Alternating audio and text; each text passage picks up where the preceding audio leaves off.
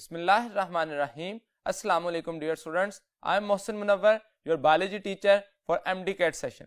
आज की इस लेक्चर में हम टेस्ट नंबर 27 डिस्कस करेंगे जिसका सिलेबस है gas exchange and transport in plants. तो टेस्ट के लिए चलते हैं बोर्ड की तरफ। क्वेश्चन नंबर 1 है जी, each nasal cavity is subdivided by the projection of, alpha option है mucus membrane, beta cartilage, Charlie nasal septum and delta bones. तो एक्चुअली नेजल कैविटी जो है वो सब डिवाइड करती है प्रोजेक्शन ऑफ बोन्स के जरिए। और यहां पे हमें यह भी बात जो है वो मालूम होनी चाहिए कि कितनी डिवीजन्स बनती हैं। तो actually nasal cavity is subdivided into 3 cavities by the projections of the bones. So right option will be delta. Question number 2, lungs are covered with double layered thin membranous sac called, alpha option है pleural, beta peritoneum, charlie pericardium and delta that is diaphragm. तो यहां पे question में हमें कहा गया lungs की covering. तो एक्चुअली जो प्लूरा है that is a thin membranous sac which is covered या कवरिंग अराउंड द लंग्स। तो ये एक्चुअली एक बुक की लाइन है जिसमें ये बताया गया कि प्लूरा जो है डबल मेम्ब्रेनस सैक है जो कि लंग्स के गिर्द मौजूद होती है। Question number 3, surfactant produced by secretary cells of epithelium is a mixture of, alpha option है nucleoproteins, beta glycoproteins, Charlie phospholipids and delta lipoproteins. तो यहां पे हमें पूछा गया सर्फेक्टेंट जो सेक्रेटरी सेल से प्रोड्यूस हो। अब यहां पे एक बात और इंपॉर्टेंट है कि कौन से सर्फेक्टेंट सेल्स जो हैं, कौन से सेक्रेटरी सेल्स जो हैं वो सर्फेक्टेंट प्रोड्यूस करेंगे। तो these are actually wall of the alveolus. अगर हम एक एल्व्यूलस का स्ट्रक्चर देखें तो उस एल्व्यूलस में जो वॉल होती है वो thin layers single layered cells होती हैं और ये सेल्स सेक्रेटरी इन नेचर होते हैं जिनसे सिक्रीशन होती है किसकी, that will responsible to produce a particular chemical which is named as surfactant. और ये किस वक्त प्रोड्यूस होता है, that is during the development, pregnancy के दौरान, बिफोर द बर्थ ये सर्फेक्टेंट प्रोड्यूस होता है जिसकी नेचर क्या होती है, that is actually lipoprotein in nature, that is lipoprotein in nature. तो राइट ऑप्शन क्या होगा, that will be mixture of lipoproteins, delta will be the right option. Question number 4, the floor of the chest is made by, alpha option है pelvis, beta stomach, Charlie liver and delta diaphragm. तो जो chest cavity है उसके floor पर layer of skeletal muscles होती है जिसको नाम दिया जाता है डायाफ्राम, जो कि लंग्स की लोअर साइड पर मौजूद होती है। और ये स्ट्रक्चर जो है डायाफ्राम लेस डॉम लाइक और मोर डॉम लाइक होके इंस्पायरेशन और एक्सपायरेशन के दौरान ब्रीदिंग के प्रोसेस को मेंटेन करता है। तो यहां पे floor of the chest cavity is actually considered as diaphragm, जो कि चेस्ट कैविटी को एब्डोमिनल कैविटी से सेपरेट करने के लिए भी एक लेयर है।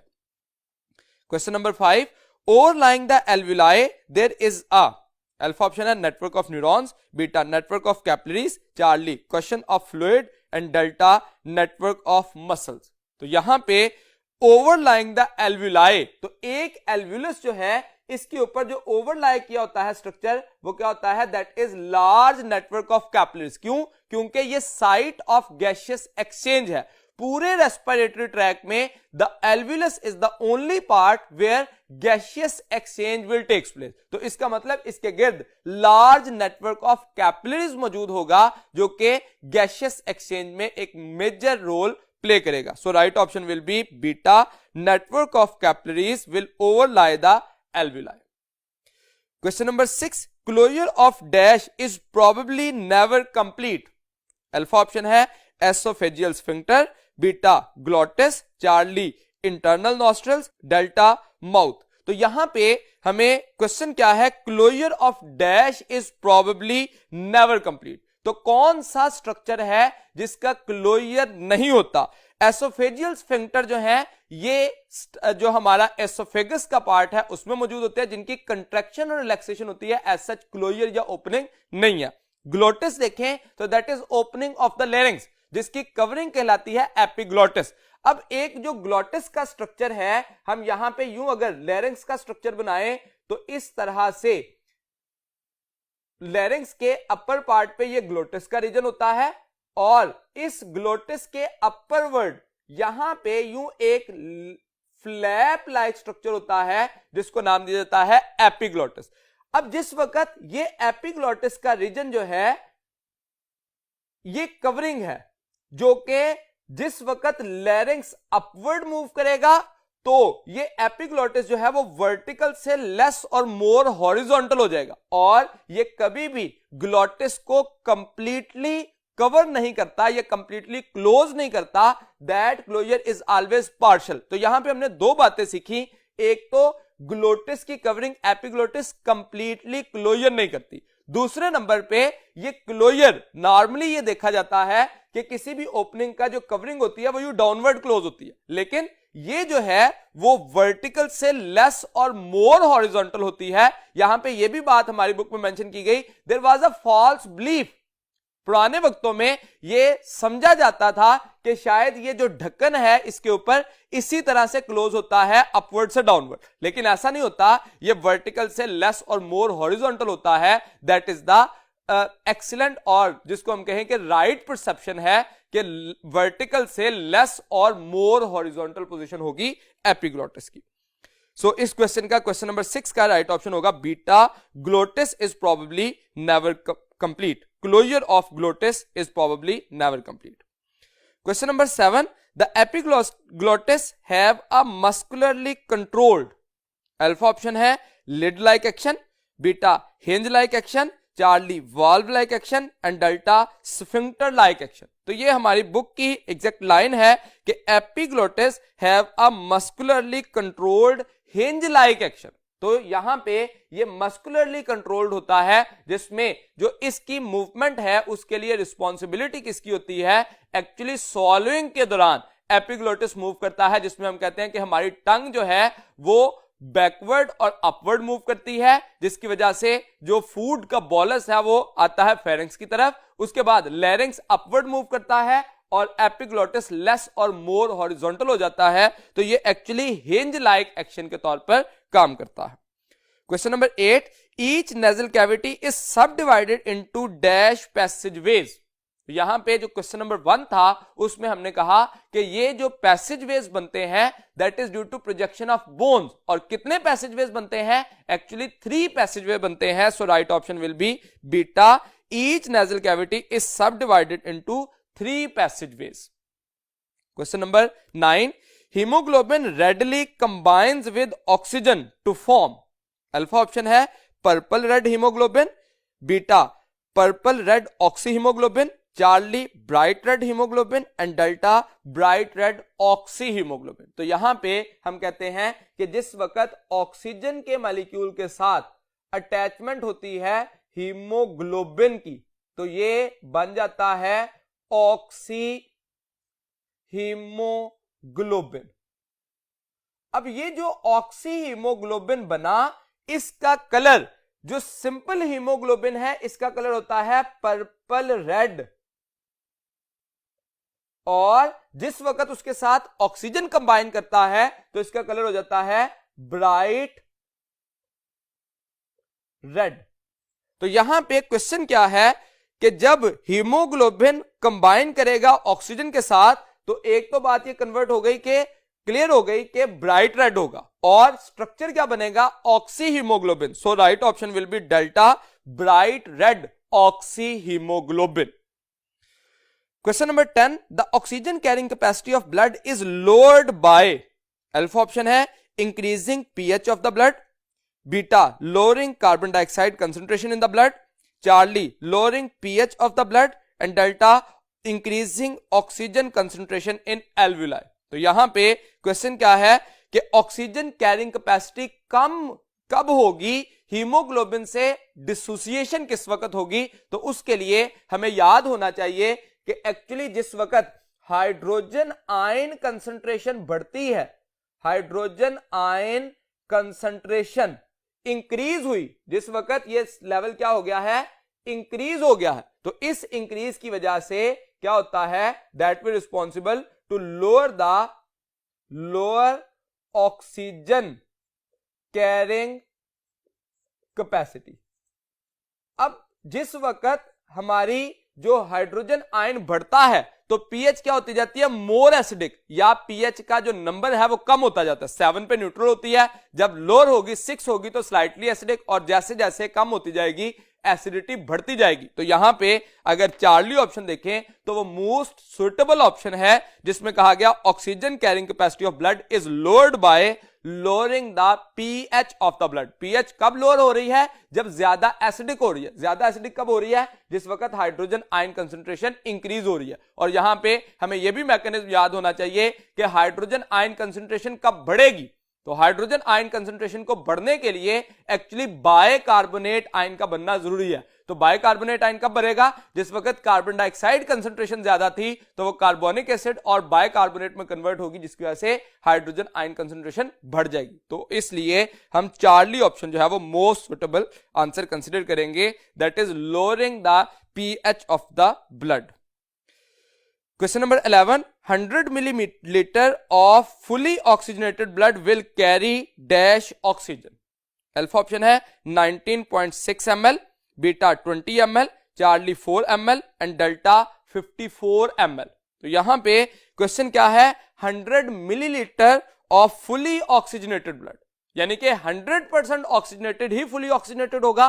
तो जिस वक्त 100% ऑक्सीजनेटेड होता है तो उसको हम कहते हैं that is equal to 20 ml of oxygen will be carried by 100 ml of blood.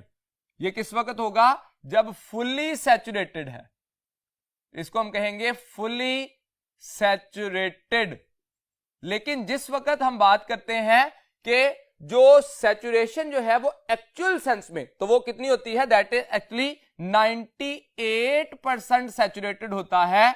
और इस सिचुएशन में 98% सैचुरेटेड कब होता है, जब 19.6 ml ऑफ ऑक्सीजन कंबाइन करे 100 ml ऑफ ब्लड के साथ। तो 100 ml ब्लड में अगर 19.6 ml ऑक्सीजन कैरी हो तो उसे कहा जाएगा 98% सैचुरेटेड। और ये किस पार्शियल प्रेशर पे होती है, that will B at the 115 mmHg millimetre पर मरकरी पे। ये वाली जो कैपेसिटी है वो हीमोग्लोबिन अटेन करता है। क्वेश्चन नंबर 12 देखिए, myoglobin consist of just alpha 1 polypeptide chain, beta 2 polypeptide chain, Charlie 3 polypeptide chains and delta 4 polypeptide chains. तो मायोग्लोबिन जो है वो एक्चुअली मसल हीमोग्लोबिन कंसिडर की जाती है, और ये ऐसी प्रोटीन है जो कि सिंगल पॉलीपेप्टाइड चेन पर मुश्तमिल होती है, और ये structure tertiary in nature acquire करती है, जो कि ग्लोबुलर प्रोटीन की ही एक टाइप है। Question number 13, transpiration increases when guard cells of stomata become, alpha option है flaccid, beta turgid, Charlie collapsed and delta ruptured. तो यहां पे ट्रांसपायरेशन इंक्रीज कब करेगी, जिस वक्त स्टोमेटा ओपन होंगे। तो स्टोमेटा की ओपनिंग किस वक्त होती है, due to the turgidity of guard cells. तो राइट ऑप्शन क्या होगा, beta turgidity of guard cells will responsible to increase the rate of transpiration. Question number 14, in the roots apoplast pathway becomes discontinuous in the endodermis due to the presence of, alpha option है root hairs, beta Casparian strips, Charlie pericycles and delta cortex. तो movement जो हो रही होती है water की, water movement के लिए जो पाथवे इस्तेमाल किए जाते हैं उसमें एपोप्लास्ट पाथवे है, सिम्प्लास्ट पाथवे है एंड वैक्यूलर पाथवे है। तो यहां पे कहा गया कि एपोप्लास्ट पाथवे के दौरान जो डिसकंटिन्यूटी आती है वो किस स्टेज पे आती है, तो वो हमेशा एंडोडर्मिस पे आती है। किस वजह से, क्योंकि एंडोडर्मिस के ऊपर एक कवरिंग होती है जिसको नाम देता है कैस्पेरियन स्ट्रिप्स। और कैस्पेरियन स्ट्रिप्स जो है ये एक्चुअली है क्या, these are actually suberin coated walls. यहां पे हमारी बुक में सिर्फ कैस्पेरियन स्ट्रिप्स लिखा गया, लेकिन जब आप अपने बुक की ग्लॉसरी देखते हैं तो उसमें कैस्पेरियन स्ट्रिप्स को डिफाइन किया गया कि ये सुबेरिन कोटेड वॉल्स होती हैं जो कि इनसॉल्युबल हैं, और इनसे वाटर जो है वो उसकी डिफ्यूजन नहीं हो पाती, इस वजह से एपोप्लास्ट पाथवे वहां पे डिसकंटिन्यूस हो जाता है और फिर फर्दर सिम्प्लास्ट पाथवे जो है वो उसको यूटिलाइज किया जाता है for the transport of the water. Question number 15, in symplastic pathway sucrose move through dash to the receiver cell. Alpha option है vacuole, beta plasmodesmata, Charlie xylem and delta phloem. तो symplastic pathway में sucrose receiver cell तक कैसे move करेगा? तो तीन pathway थे actually. Apoplast pathway, जिसमें हम कहते हैं कि जो एडजेसेंट सेल्स हैं उनकी सेल वॉल्स के जरिए मूवमेंट हो, यानी कि सेल का प्रोटोप्लाज्म इन्वॉल्व ना हो। लेकिन जिस वक्त हम बात करते हैं सिम्प्लास्ट की, तो सिम्प्लास्ट में एडजेसेंट सेल्स के दरमियान एक साइटोप्लाज्मिक कनेक्शन बनता है जिसको नाम दिया जाता है प्लाज्मोडेस्माटा। तो उस प्लाज्मोडेस्माटा के जरिए ये ट्रांसपोर्ट होती है या पाथवे इस्तेमाल किया जाता है। तो सिम्प्लास्ट पाथवे इन्वॉल्व प्लाज्मोडेस्माटा। तो राइट ऑप्शन क्या होगा? Beta plasmodesmata. अल्फा ऑप्शन में वैक्यूल दिया गया, तो वैक्यूल एक्चुअली थर्ड पाथवे जो कि नेग्लिजिबल होता है, वैक्यूलर पाथवे के लिए उसको इस्तेमाल किया जाता है। Question number 16, the force of attraction between water molecules is. Alpha option है adhesion, beta cohesion, Charlie tensile and delta imbibition. तो force of attraction between water molecule, यहां पे याद रखिए कि जब सेम मॉलिक्यूल के दरमियान जो फोर्स होगी उसको नाम दिया जाएगा कोहेजन, और जब डिफरेंट मॉलिक्यूल्स के एक दूसरे के साथ अटैचमेंट होगी तो उसे नाम दिया जाएगा एडहेजन। जैसा कि वाटर के मॉलिक्यूल का एक दूसरे के साथ चेन की सूरत में आना due to formation of hydrogen bond, यह कहलाता है कोहेजन। और जिस वक्त वाटर का molecule wall of the xylem के साथ अटैच होता है उसके कनेक्शन को नाम दिया जाता है एडहेजन। तो यहां पे अट्रैक्शन बिटवीन वाटर मॉलिक्यूल है, सेम काइंड ऑफ मॉलिक्यूल्स है, तो इसलिए राइट ऑप्शन क्या होगा? Beta cohesion. Question number 17, aerating openings formed in the bark through which exchange of gases takes place and water is lost in the form of vapors are। Alpha option है hydathodes, beta lenticels, Charlie stomata and delta guard cells. तो यहां पे question क्या है? Aerating opening formed in the bark, bark यहां पे keyword है, through which exchange of gases takes place and water is lost in the form of vapour. अब जो water in the form of vapour loss होता है उसे कहा जाता है ट्रांसपायरेशन। ट्रांसपायरेशन तीन तरह से हो सकती है। एक, पहले नंबर पे हम कहते हैं स्टोमेटल ट्रांसपायरेशन, जो कि स्टोमेटा के जरिए होती है और वो लीव्स पे नॉर्मली मौजूद होते हैं। आइसोबायलेटरल लीव्स पे दोनों साइडों पे होंगे और डॉर्सिवेंट्रल लीव्स पे नॉर्मली लोअर साइड पर ये एग्जिस्ट करेंगे। दूसरे नंबर पे होती है लेंटिकुलर, जिसमें लेंटिसल्स होते हैं और वो कहां पे होते हैं? बार्क ऑफ द स्टेम पे लूजली जो प्लेस्ड सेल्स होते हैं उनके दरमियान एरेटिंग स्पेस होती हैं। तो बार्क कीवर्ड से हम ये बात पहचान सकते हैं कि that is actually beta lenticels. So right option will be lenticels. Question number 18, plants growing in severely dry conditions are. Alpha option है halophytes, beta hydrophytes, Charlie mesophytes and delta xerophytes. तो कीवर्ड यहां पे क्या है? severely dry condition, यानी कि minimum availability of water. तो जो मिनिमम अवेलेबिलिटी ऑफ वाटर में होते हैं उनको हम नाम देते हैं xerophytes. Mesophyte moderate availability of water में है और हाइड्रोफाइट के लिए कहा जाता है अबंडेंट सप्लाई ऑफ वाटर में रहते हैं। जबकि अल्फा ऑप्शन हेलोफाइट्स देखें तो ये हाई सॉल्ट कंटेंट्स में, हाई सॉल्ट कंसंट्रेशन वाली प्लेस पे जो ग्रो करने की कैपेसिटी रखते हैं उनको नाम दिया जाता है हेलोफाइट्स। तो इस क्वेश्चन का राइट ऑप्शन होगा that will be plants growing in severely dry conditions are called xerophytes. Question number 19, the opening and closing of stomata is directly controlled by the. Alpha option है gravity, beta temperature, Charlie light and delta oxygen. तो यहां पे opening and closing of stomata directly control किससे होती है? तो that is actually light. जिस वक्त लाइट पड़ती है तो लाइट के पड़ने की वजह से फोटोसिंथेसिस का प्रोसेस स्टार्ट होता है और उस फोटोसिंथेसिस की वजह से गार्ड सेल टर्जिड होते हैं और अल्टीमेटली क्या होता है कि जो स्टोमेटा है वो ओपन हो जाते हैं। दूसरे नंबर पे हम कहते हैं कि जो एक तो था स्टार शुगर हाइपोथेसिस जिसमें ये कॉन्सेप्ट था, दूसरे नंबर पे था पोटाशियम इनफ्लक्स। जब ब्लू लाइट पड़ती है तो पोटाशियम इनफ्लक्स के लिए एक ट्रिगर आता है और अल्टीमेटली सॉल्यूट कंटेंट बढ़ने की वजह से ऑस्मोटिक पोटेंशियल गार्ड सेल में बढ़ने की वजह से वाटर एंटर होता है और गार्ड सेल जो है वो टर्जिड हो जाते हैं और स्टोमेटा ओपन हो जाता है। सो यहां पे राइट ऑप्शन होगा light will be directly responsible for the opening and closing of stomata. Question number 20, dash cells are important in phloem tissue because they supply ATPs to sieve element. Alpha option है sieve, beta companion, Charlie xylem and delta parenchyma. तो कौन से cell जो हैं वो actually involve होते हैं? तो सीव एलिमेंट के साथ जो एडजेसेंट सेल्स हैं जिनको नाम दिया जाता है कंपेनियन सेल। ये एक्चुअली कंपेनियन का लफ्जी मतलब ये होता है कि ये कंपनी प्रोवाइड करेंगे in term of protection as well as nourishment. तो नरिशमेंट की सूरत में in the form of providing the ATP, तो एटीपी प्रोवाइड करेंगे सीव एलिमेंट्स को ताकि वो अपना जो ऑर्गेनिक सॉल्यूट है उसकी ट्रांसलोकेशन में अपना रोल प्ले कर सके। So right option will be beta, companion cell will supply the ATPs to sieve elements. Question number 21, these are the extensions of epidermal cells of roots.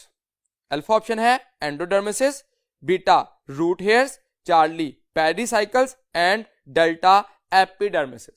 तो यहां पे extension of epidermal cell, अगर आप epidermis के cells देखें तो इस सूरत में ये cells बने होते हैं epidermis के, उसमें से कुछ एपिडर्मिस के सेल जो हैं वो यूं इंक्रीज कर जाते हैं, एक्सटेंशन बना लेते हैं और उन्हीं एक्सटेंशन को फिर हम नाम देते हैं रूट हेयर्स। इनका फंक्शन क्या होता है? That provide the surface area for absorption. और हमारे बुक में एक एग्जांपल दी गई कि रूट हेयर्स जो हैं वो अप्रोक्सीमेटली 67% इंक्रीज करते हैं surface area of the root को। तो यहां पे रूट हेयर्स का बहुत ज्यादा इंपॉर्टेंट रोल होता है ताकि absorption of minerals and water maximum हो सके। क्वेश्चन नंबर 22 देखिए, the Casparian strips are present in the. Alpha option है cortex, beta endodermis, Charlie pericycle and delta phloem. तो कैस्पेरियन स्ट्रिप्स जो है वो कहां मौजूद होती हैं? एंडोडर्मिस में। और ये किस पाथवे को डिसकंटिन्यूस करती हैं? तो that is actually apoplast pathway, जो कि सुबेरिन कोटेड वॉल होने की वजह से कैस्पेरियन स्ट्रिप जो है वो वाटर को फर्दर एंडोडर्मिस में मूव नहीं होने देती। Question number 23, the nasal cavity leads into the. Alpha option है trachea, beta larynx, Charlie throat and delta bronchi. तो नेजल कैविटी लीड करती है कहां पे? तो that nasal cavity actually nostrils external opening है, उससे आगे नेजल कैविटी आती है और नेजल कैविटी जो है वो आती है कॉमन ओपनिंग में जिसको नाम दिया जाता है फेरिंग्स। और फेरिंग्स किस रीजन में होता है? That is in the throat. तो इसलिए हम फेरिंग्स को थ्रोट भी कहते हैं। So right option will be throat. Nasal cavity leads into the throat, उससे एयर को चैनलाइज किया जाएगा लैरिंक्स की तरफ, लैरिंक्स से ट्रैकिया एंड ट्रैकिया से ब्रोंकाई की तरफ और फिर ब्रोंक्यूल एंड देन ब्रोंक्यूल के बाद एल्वुलर डक्ट और फिर एल्वुलस, जहां पे साइट ऑफ गैसियस एक्सचेंज उसको कंसीडर किया जाएगा। Question number 24, the voice box of man also known as. Alpha option है epiglottis, beta vocal cords, charlie larynx and delta glottis. तो यहां पे वॉइस बॉक्स ऑफ मैन पूछा गया कि किसको कहा जाता है? तो voice box of man is known as larynx. Larynx जो है उसके पास वोकल कॉर्ड्स होते हैं जो कि फाइब्रस बैंड्स हैं जिनकी वाइब्रेशन की वजह से साउंड प्रोड्यूस होती है। अब साउंड प्रोडक्शन का काम जो है वाइब्रेशन ऑफ वोकल कॉर्ड्स है और साउंड में स्पीच रेगुलेशन कौन कर रही होती है? हमारी टंग। जो हम बोलते हैं इसकी जो रेगुलेशन है, रिदम है, वो मूवमेंट ऑफ टंग की वजह से है, लेकिन जो साउंड प्रोड्यूस हो रही है वो vibration of the vocal cords की वजह से। आप कभी ये जो है वो तजर्बा करके देखिएगा, लेकिन अकेले में कि अपनी जुबान को मूव किए बगैर आप साउंड प्रोड्यूस करें और अपनी आवाज को सुनिएगा कि उसमें कितनी रिदमिसिटी आ रही है। तो साउंड तो प्रोड्यूस होगा लेकिन रिदमिसिटी नहीं आएगी जब तक आप अपनी जो टंग है और लिप्स है उसकी प्रॉपर रिदमिक मूवमेंट नहीं करते। तो यहां पे क्वेश्चन वॉइस बॉक्स से था तो उसको कहा जाएगा लैरिंग्स। तो मैन के अंदर ये कहा जाता है। क्या आप जानते हैं बर्ड्स के अंदर इसको क्या नाम दिया जाता है? तो हमारी बुक में ये भी मेंशन है कि बर्ड्स में जो वॉइस बॉक्स है उसे कहा जाता है सेरिंग्स, मैन में लैरिंग्स और जो बर्ड्स हैं उनमें सेरिंग्स कहा जाएगा। Question number 25, chest cavity is bounded by dash and dash on the sides. Alpha option है ribs muscles, beta ribs pleura, charlie diaphragm muscles and delta pleura diaphragm. तो ये हमारी बुक की एग्जैक्ट लाइन है जिसमें कहा गया chest cavity is bounded bye ribs and muscles on the both sides. तो दोनों साइड से उसको रिब्स और मसल्स के जरिए जो है वो बाउंड किया जाता है। अब उसमें मसल्स कौन से होते हैं? इंटरकॉस्टल मसल्स हो सकते हैं और स्केलेटल, जिसको डायाफ्राम मसल्स का नाम दिया जाता है, ये मौजूद होते हैं। जो इंटरकॉस्टल मसल्स हैं these are present between the ribs, और जो डायाफ्राम स्केलेटल मसल है that is present at the floor of the chest cavity. Question number 26, carbonic anhydrase present in. Alpha option है RBC, beta WBC, charlie thrombocyte and delta plasma. तो carbonic anhydrase जो है वो red blood corpuscles में मौजूद होता है, जो कि हीमोग्लोबिन की ऑक्सीजन के साथ कंबाइनिंग करने के लिए यानी कि ऑक्सी हीमोग्लोबिन बनाने के लिए एक इंपॉर्टेंट रोल प्ले करता है। इसी तरह से कार्बन डाइऑक्साइड को हीमोग्लोबिन के साथ जोड़ के कार्बामाइनो हीमोग्लोबिन या कार्बोक्सी हीमोग्लोबिन बनाने के लिए भी कार्बोनिक एनहाइड्रेज का ही रोल होता है। Question number 27, it is a breakdown of alveoli. Alpha option है emphysema, beta tuberculosis, charlie asthma and delta lung cancer. तो breakdown of alveoli, destruction of alveoli जो है वो किस वजह से होती है? That is due to emphysema. और इस केस में volume of the alveoli increase हो जाता है और सरफेस एरिया डिक्रीज हो जाता है, जिस वजह से जो पर्सन है वो ब्रीथलेस होता है और एग्जॉस्ट करता है और अल्टीमेटली एयरवे रेजिस्टेंस इंक्रीज होती जाती है। ये कुछ उसके सिम्टम्स थे। Question number 28, the functional unit of human lungs is. Alpha option है alveoli, beta air sac, charlie trachea and delta bronchiole. तो functional unit of human lung जो है वो कहा जाता है एयर सैक को, लेकिन structural unit of human lung कहलाता है एल्वुलस, जो कि साइट फॉर गैसियस एक्सचेंज भी कंसीडर किया जाता है। सो इस क्वेश्चन में राइट ऑप्शन होगा beta, air sac will be the functional unit of human lung. Question number 29, sieve elements are characterized by. Alpha option है sieve tubes, beta sieve cells, charlie companion cells and delta sieve areas. तो sieve elements actually जब हम xylem का एक structure देखते हैं तो उसमें इस तरह से जो सीव एलिमेंट हैं वो मौजूद होते हैं, और जब बहुत सारे सीव एलिमेंट्स एक दूसरे के साथ जुड़ते हैं तो वो कहलाता है सीव ट्यूब। और इसको कैरेक्टराइज किस वजह से किया जाता है? That is numerous porous structure at the ending of the elements. इस पोरस स्ट्रक्चर की वजह से इसको नाम दिया जाता है सीव एरिया। तो ये सीव एरिया है जिसकी वजह से इसको कैरेक्टराइज किया जाता है और यह कहलाता है सीव एलिमेंट। और इसी सीव एलिमेंट के साथ एडजेसेंट जो सेल्स मौजूद होते हैं उनको हम नाम देते हैं कंपेनियन सेल, जो कि movement of the material from the sieve element towards the sink या from source to the sieve element के लिए रिस्पॉन्सिबल होते हैं।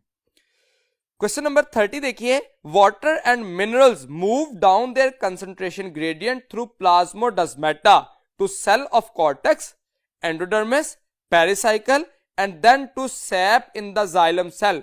This is also known as the. Alpha option है symplastic pathway, beta mineral absorption pathway, Charlie vacuolar pathway and delta apoplastic pathway. तो कौन सा process जो है वो इन्वॉल्व होता है? तो पूरी स्टेटमेंट में अगर आप कीवर्ड ढूंढें तो वो कहा गया that is mineral move down their concentration gradient through plasmodesmata. तो प्लाज्मोडेस्माटा वो कीवर्ड है जिससे हम आंसर तक पहुंच सकते हैं, that is actually symplastic pathway. तो हमने एपोप्लास्टिक, सिम्प्लास्टिक और वैक्यूलर पाथवे में डिफरेंस ये किया था। एपोप्लास्टिक एडजेसेंट सेल्स की सेल वॉल को इस्तेमाल करेगा, सिम्प्लास्टिक में plasmodesmata cytoplasmic junction between the adjacent cell इस्तेमाल किया जाएगा और वैक्यूलर में वैक्यूल को इस्तेमाल किया जाएगा. So right option will be alpha symplastic pathway. Question number 31, coherent tension theory was proposed by. Alpha option है Dixon, beta Ernst Munch, charlie सैक्स एंड डेल्टा वान मोहल. तो कौन सा प्रोसेस जो है ये एक्चुअली एक्सपेरिमेंट्स की जो या साइंटिस्ट की जो कंट्रीब्यूशंस हैं उसके रेफरेंस से ये क्वेश्चन है कि coherent tension theory actually the थी डिक्सन ने. इसी तरह से अर्नस्ट मंच का जो है वो एक कंट्रीब्यूशन, सैक की और वान मोहल की, ये भी आपको कंट्रीब्यूशन जो है वो पता होनी चाहिए. जैसे स्टार्च शुगर हाइपोथेसिस जो है वो वान मोहल ने दी, अर्नस्ट मंच ने प्रेशर फ्लो थ्योरी जो है उसको एक्सप्लेन किया था. Question number 32, it is involve in closing of stomata. Alpha option है gibberellins, beta ethene, charlie abscisic acid and delta cytokinin. तो ये एक्चुअली प्लांट हार्मोन है या प्लांट रेगुलेटर्स हैं. इसमें से कौन सा प्लांट ग्रोथ रेगुलेटर है जो कि क्लोजिंग ऑफ स्टोमेटा के लिए रिस्पॉन्सिबल होता है? तो that is actually abscisic acid. किस वक्त करेगा? When there is high temperature. जब टेम्परेचर 40 to 50 डिग्री सेंटीग्रेड या इससे ज्यादा हो जाए तो प्लांट एक्सेसिव ट्रांसपायरेशन को रोकने के लिए हार्मोनल रेगुलेशन करता है जो कि एब्सिसिक एसिड प्रोड्यूस होता है और उसकी वजह से स्टोमेटा क्लोज हो जाते हैं to prevent the excessive loss of water in the form of vapours from the surface of the plant. Question number 33, the sucrose and other substances move in the sieve tube cells by. Alpha option है solute pressure, beta root pressure, charlie pressure potential and delta hydrostatic pressure. तो हम ये बात जानते हैं sucrose और other substance जब sieve tube में मूव करते हैं तो एक्चुअली ये किस तरफ को मूव कर रहे होते हैं? That is always from source to sink. ये डाउनवर्ड भी हो सकता है और अपवर्ड भी हो सकता है. तो जब भी सोर्स टू सिंक मूवमेंट होती है तो उसमें उस सल्यूट की मूवमेंट जो है वो वाटर की मूवमेंट पे बहुत ज्यादा हद तक डिपेंड करती है, जिस वजह से इसको हम कॉमनली कहते हैं that is dependent on hydrostatic pressure. So right option will be delta. Hydrostatic pressure will responsible to move in the sieve tube cells. Question number 34, respiratory distress syndrome is common especially in. Alpha option है premature children, beta mature children, charlie infants and delta premature infants. तो ये respiratory distress syndrome होती क्यों है? Due to the absence of surfactant present in the alveolus. ये surfactant absent क्यों होते हैं? तो डेवलपमेंट के दौरान जब डेवलपमेंट हो रही होती है, प्रेगनेंसी के दौरान ये सर्फेक्टेंट प्रोड्यूस होना होते हैं, लेकिन ऐसे ऑफस्प्रिंग जो कि प्रीमेच्योर बर्थ होती है जिनकी, जिसको हम कहते हैं प्रीमेच्योर इन्फेंट्स, उनके केस में जिनमें 7 मंथ या उससे लेसर में बर्थ हो जाए, डिलीवरी हो जाए, तो उनमें सर्फेक्टेंट की प्रोडक्शन नहीं होती और अल्टीमेटली उनमें जो डिजीज होती है उसे कहा जाता है respiratory distress syndrome. Question number 35, tuberculosis of lungs is called. Alpha option है respiratory tuberculosis, beta pleural tuberculosis, charlie pulmonary tuberculosis and delta alveolar tuberculosis. तो क्वेश्चन में लंग्स की ट्यूबरक्लोसिस कहा गया, तो लंग्स के लिए हम जो टेक्निकल टर्म इस्तेमाल करते हैं वो क्या है? पल्मोनरी. तो tuberculosis of lungs is called as pulmonary tuberculosis. यहां पे ये भी हम बात जानते हैं कि ये ऐसी रेस्पिरेटरी डिजीज है जो कि बैक्टीरियल इन्फेक्शन से होती है और वो बैक्टीरिया कौन सा है? That is mycobacterium tuberculosis. Question number 36, some of the minerals are taken in by. Alpha option है osmosis, beta bulk flow, charlie mass flow and delta facilitated diffusion. तो जो सम ऑफ द मिनरल्स हैं उनको facilitated diffusion के जरिए जो है वो अपटेक किया जाता है. देखिए मिनरल्स की जो अपटेक है वो डिफरेंट वेज से है. उसमें पैसिव ट्रांसपोर्ट हो सकती है, उसमें एक्टिव ट्रांसपोर्ट हो सकती है और उसके साथ साथ फैसिलिटेटेड डिफ्यूजन हो सकती है. तो जो सम ऑफ द मिनरल्स हैं जो कि स्पेसिफिक मिनरल्स हैं उनको फैसिलिटेटेड यानी कि कैरियर प्रोटीन से फैसिलिटेट करते हुए जो है वो डिफ्यूज करने की कैपेसिटी होती है. Question number 37, the uptake of water by imbibition is specially important in. Alpha option है dormant seeds, beta apical buds, charlie germination seeds and delta transpiration. तो uptake of water by imbibition. सबसे पहले तो हमें imbibition की term जो है उसको क्लियर करना चाहिए। इम्बाइबेशन का मतलब होता है uptake of water by the component of the cell without dissolving in it. जैसे नॉर्मली सेल वॉल जो है वो वाटर को ऑब्जॉर्ब करती है, लेकिन उसमें उसके कंपोनेंट डिसॉल्व नहीं होते। इसी सूरत में जो जर्मिनेटिंग सीड्स होते हैं, तो जर्मिनेशन के लिए उन्हें वाटर रिक्वायर्ड होता है, तो वो क्या करते हैं, वो वाटर सॉक करते हैं, अब्सॉर्ब करते हैं, जिसकी वजह से स्वेल करते हैं, और इस वजह से तकरीबन उनका साइज 200 टाइम इंक्रीज हो जाता है और वो बस्ट करते हैं, जिसकी वजह से उनका सीडलिंग जो है वो उसमें से अपीयर हो जाता है, और इस प्रोसेस को जर्मिनेशन का नाम दिया जाता है। So uptake of water by imbibition is specially important in the germinating seeds. Question number 38, pressure flow theory was proposed by. Alpha option है H von Mohl, beta Sachs, charlie Dixon and delta Armstrong. तो ये previously भी एक question में पूछा गया कि किस साइंटिस्ट की कंट्रीब्यूशन है, तो इसमें हमें प्रेशर फ्लो थ्योरी कंट्रीब्यूशन पूछी गई, वो किसकी है, दैट इज आर्मस्ट्रॉन्ग। उसने ये थ्योरी जो है वो पेश की थी, that was pressure flow theory. Question number 39, cuticle of dash is thick, waxy and leathery. Alpha option है halophytes, beta xerophytes, charlie mesophytes and delta hydrophytes. तो यहां पे अडॉप्टेशन बताई गई कि क्यूटिकल जो है वो किन के केस में थिक होती है, वैक्सी होती है और लेदरी होती है, तो वो जीरोफाइट की अडॉप्टेशन है। क्यों? जीरोफाइट जो है वो मिनिमम अवेलेबिलिटी ऑफ वाटर में रहते हैं, तो जिनके पास मिनिमम अवेलेबिलिटी ऑफ वाटर है वो इंडिविजुअल अपने वाटर को कंजर्व करते हैं by formation of thick, waxy and leathery cuticle. तो ये एक अडॉप्टेशन है किसकी, जीरोफाइट्स की।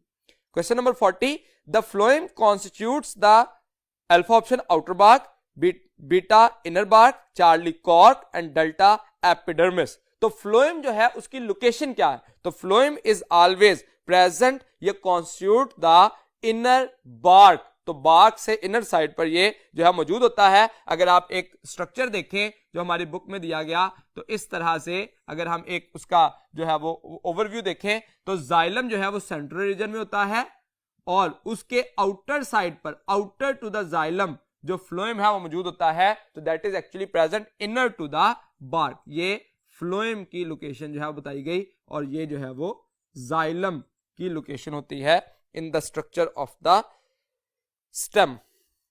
Question number 41, when water enters in roots due to diffusion is termed as। Alpha option है endocytosis, beta osmosis, charlie active absorption and delta passive absorption. तो question क्या है, when water enters in roots due to diffusion, तो diffusion के जरिए जब भी water enter होगा तो हायर कंसंट्रेशन से लो की तरफ आया है, तो इसका मतलब ये मूवमेंट कहलाएगी पैसिव, तो इसको पैसिव अब्जॉर्प्शन कहा जाएगा, क्योंकि सॉइल से अब्जॉर्ब किया जाएगा। जबकि जब आप ऑस्मोसिस को डिफाइन करते हैं तो उसमें हम कहते हैं movement of water through the selectively या डिफरेंशिएटली परमिएबल मेम्ब्रेन्स, तो उसमें भी हायर कंसंट्रेशन टू लो आना है, लेकिन सिलेक्टिवली परमिएबल मेम्ब्रेन्स में टू सेल्स के दरमियान। लेकिन जब वाटर को रूट से अब्सॉर्ब किया जाएगा तो वो पैसिव अब्सॉर्प्शन कंसीडर की जाएगी। So most suitable option will be delta passive absorption. Question number 42, a single layered structure surrounded by blood capillaries is called. Alpha option है air sac, beta alveolus, charlie bronchiole and delta bronchus. तो कौन सा ऐसा structure है जो single celled thick है और उसके गिर्द ब्लड कैपिलरीज मौजूद होती हैं, तो दैट इज द एल्वुलाई। ये स्ट्रक्चर है जिसकी एल्वुलस सिंगल कहा जाता है और एल्वुलाई कहा जाता है प्लूरल के लिए। ये वो स्ट्रक्चर है जो कि सिंगल सेल्ड थिक होता है और नेटवर्क ऑफ कैपिलरीज इसके गिर्द मौजूद होती है। Question number 43, small amount of carbon dioxide is carried by corpuscles combined with. Alpha option है haemoglobin, beta plasma proteins, charlie sodium and delta potassium. तो हमारी बॉडी में जो कार्बन डाइऑक्साइड है उसको कैरी करने के डिफरेंट वेज हैं। उसमें एक वे था एज अ बाइकार्बोनेट जो कि मैक्सिमम ट्रांसपोर्ट की जाती है उसके जरिए 70%, दूसरे नंबर पे एज अ कार्बोक्सी हीमोग्लोबिन 20%, और प्लाज्मा प्रोटीन के जरिए 5% और रिमेनिंग जो लेसर अमाउंट है वो कार्पस्कल्स विद कंबाइंड विद पोटाशियम जो है उसको जो है वो ट्रेवल किया जाता है या ट्रांसपोर्ट कराया जाता है। Question number 44, which one of the following has its stomata on lower surface of leaves in depression? Alpha option है water lily, beta brassica, charlie mango and delta cactus. तो यहां पे जो वाटर लिली है वो हाइड्रोफाइट की example है, उसमें सरफेस के ऊपर स्टोमेटा होते हैं। ब्रासिका और मैंगो ये दोनों जो हैं ऐसे इंडिविजुअल हैं जो कि मॉडरेट अवेलेबिलिटी ऑफ वाटर में होते हैं, यानी कि इनको हम कहेंगे मीजोफाइट। और जो कैक्टस है ये एक जीरोफाइट की एग्जांपल है, और जीरोफाइट में हम जानते हैं कि स्टोमेटा लोअर सरफेस पे होते हैं एंड संकन होते हैं, जिसको हम कहते हैं these are present in the depression. So right option will be delta. Question number 45, rate of transpiration doubled by every rise of dash in temperature. Alpha option है 5 degree centigrade, beta 10 degree centigrade, charlie 15 degree centigrade and delta 20 degree centigrade. तो basic जो transpiration के rate में double आता है वो every rise in 10 degree centigrade की वजह से होता है, but up to a limit. वो लिमिट क्या है? अप्रोक्सीमेटली 40 टू 50 डिग्री सेंटीग्रेड, जिसके बाद अगर फर्दर इंक्रीज होगा तो हार्मोन जो है वो इस प्रोसेस को ओवरकम कर लेगा। कौन सा? Abscisic acid. तो वो इस प्रोसेस को जो है वो रोक देगा और स्टोमेटा को क्लोज कर देगा। Question number 46, type of transpiration which does not occur in all plants is? Alpha option है cuticular, beta stomatal, charlie lenticular and delta epidermal. तो ऐसी ट्रांसपायरेशन जो कि चंद एक प्लांट्स में होती है दैट इज लेंटिकुलर, क्योंकि ये स्पेशलाइज्ड स्ट्रक्चर है at the bark of the stem. तो तमाम प्लांट्स में ये नहीं होती, उसके मुकाबले में क्यूटिकुलर या स्टोमेटल ये तमाम प्लांट्स में होती है। और क्योंकि क्यूटिकल और स्टोमेटा एपिडर्मिस पे ही होते हैं तो उसको हम एपिडर्मल भी जनरली कह लेते हैं। Question number 47, stomata open and close due to? Alpha option है genetic clock, beta pressure of water inside the leaves, charlie pressure of gases inside the leaves and delta turgor pressure of guard cells. तो stomata open और close होते हैं किस वजह से? Turgidity of guard cell. जब guard cell turgid होगा तो स्टोमेटा ओपन होगा, और जब गार्ड सेल जो है वो फ्लैसिड होगा तो स्टोमेटा क्लोज हो जाएगा। इसकी हम अपीयरेंस, अगर मैं टर्जिड स्टोमेटा देखूं तो ये एक्चुअली यूं बीन शेप्ड या किडनी शेप्ड अपीयरेंस रखता है, ये है टर्जिड।